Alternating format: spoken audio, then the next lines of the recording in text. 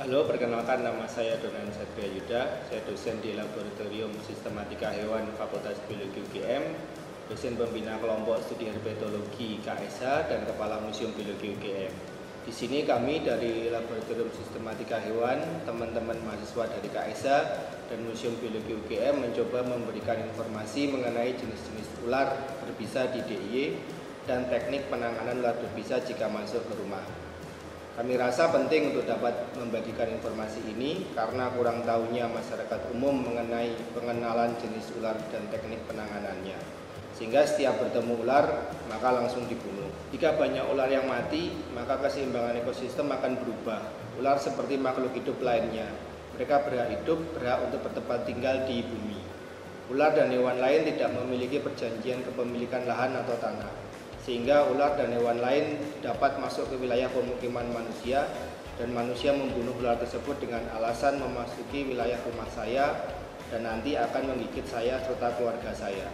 Wilayah rumah manusia hanya dapat dipahami oleh sesama manusia, sehingga kita berhak mengusir manusia lain jika memasuki wilayah manusia tersebut, tetapi tidak begitu dengan ular dan hewan lainnya. Maka dari itu, marilah kita menjadi manusia yang bijak. Kita pahami bahwa ular dan hewan lain masuk ke rumah kita karena mereka tidak tahu dan tidak paham bahwa itu adalah properti pribadi manusia. Dan ular memiliki hak hidup dan hak tinggal di bumi seperti kita manusia.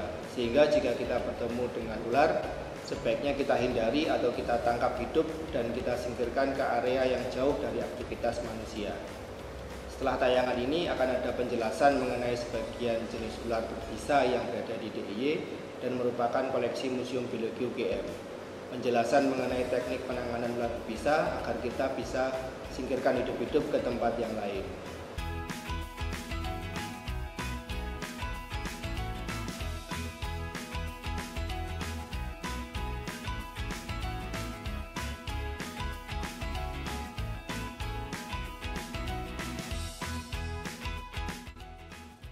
Ular yang terganggu biasanya akan melakukan bentuk pertahanan diri dengan menaikkan kepala menghadap ke pengganggu, mendesis keras, kepala dan tubuh depan akan meninggi atau melekuk, serta menggerak-gerakkan ekornya.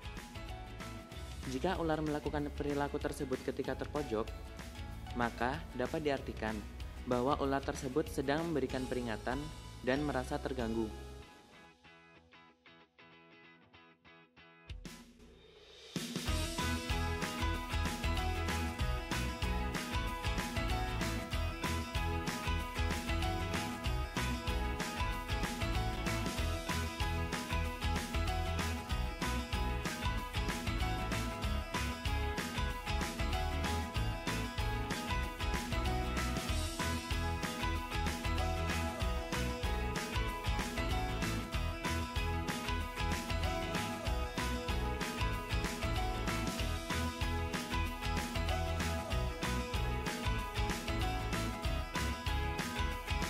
Ular viper ini merupakan ular yang berburu dengan cara menunggu mangsanya dan tidak melakukan banyak pergerakan.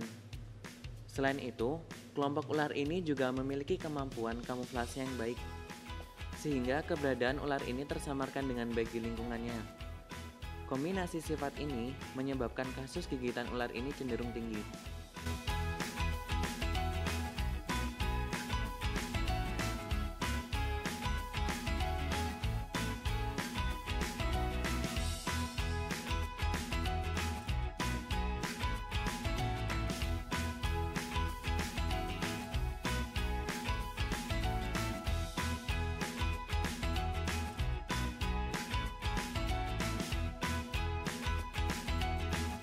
Pada umumnya, tubuh kobra berukuran lebih kecil dengan ukuran maksimal 1,5 meter jika dibandingkan dengan king cobra yang mampu mencapai panjang 5,8 meter.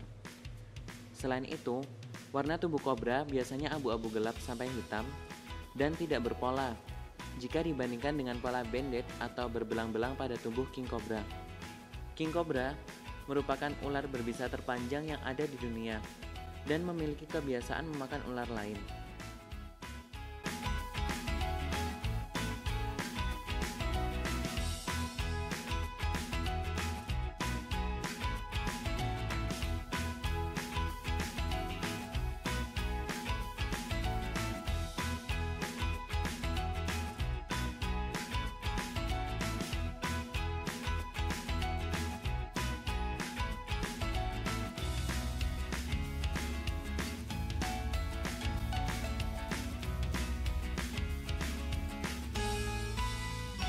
Sebenarnya, kasus gigitan ular berbisa yang terjadi di Indonesia cukup banyak. Namun, kasus-kasus ini kurang mendapat perhatian dari masyarakat Indonesia.